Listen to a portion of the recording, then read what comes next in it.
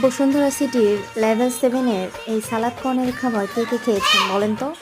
এত মজার আর ইয়ামি। যারা যারা বেসিক্যালি ডায়েট করেন তাদের জন্য তো একেবারেই পারফেক্ট, কারণ এখানে হচ্ছে আপনার হচ্ছে 0 ক্যাল থেকে স্টার্ট করে হাই ক্যালোরি ফুড সব রকমই পাবেন। প্রোটিন আর ম্যাক্সিমাম হচ্ছে প্রোটিন খাবার বেশি, আর অ্যাভোকাডো, তারপরে বেবি সুইট, বেবি কর্ন, তারপরে হচ্ছে মাশরুম, সব রকম খাবারই আছে।